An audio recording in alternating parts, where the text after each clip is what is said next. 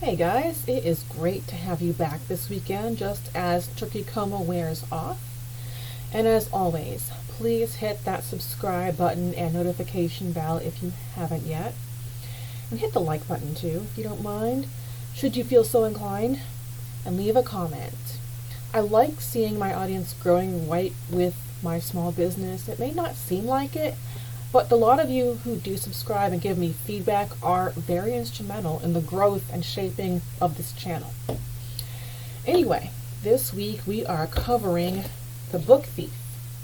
It's a historical fiction that takes place during the rise of the Third Reich, leading to World War II.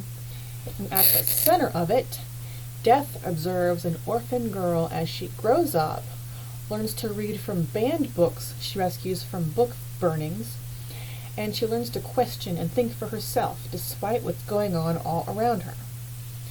Since it is a historical fiction with a little girl at the forefront of the story, it is historically accurate, but it is watered down to minimize how much impact it would have on its target audience.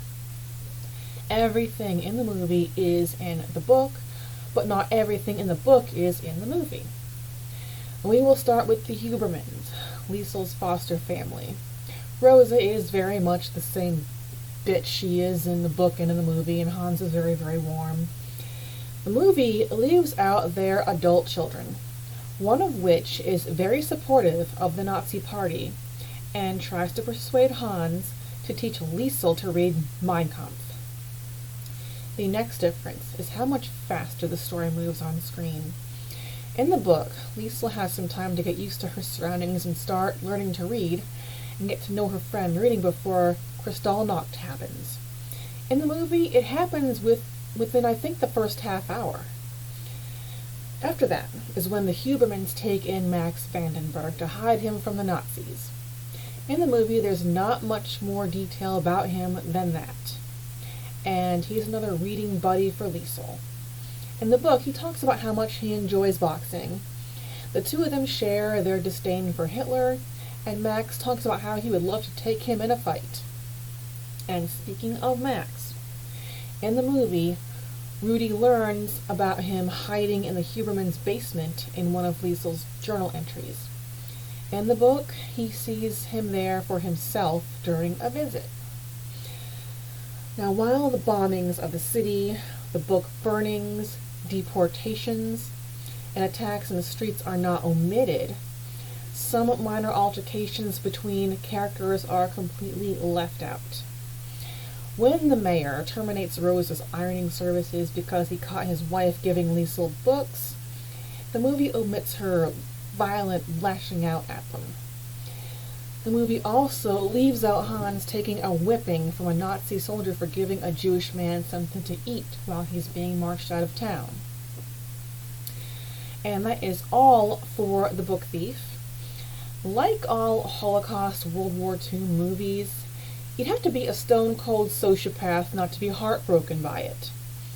And since we're heading into the holiday season, I want to try, the emphasis being on try, to take a little break from all the dark-sidedness, and it's far from easy. I have some requests on deck to cover some Disney movies. So, I have The Little Mermaid, The Hunchback of Notre Dame, and The 12 Labors of Hercules saved to my Kindle. And those stories are pretty depressing. Even West Side Story, which I'm pretty sure a lot of us saw in grade school, has a dark underbelly. But oh well. Alright, since this one is also a little on the short but sweet side, I will answer a couple more viewer comments. Here we go.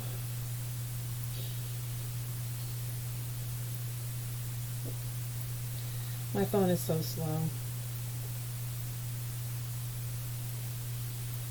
Alright, viewer comments.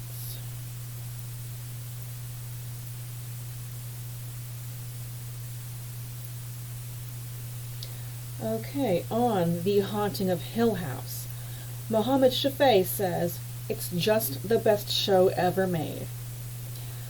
I can see why you feel that way, I really do. What I read was a group of strangers brought into a haunted house as a social experiment.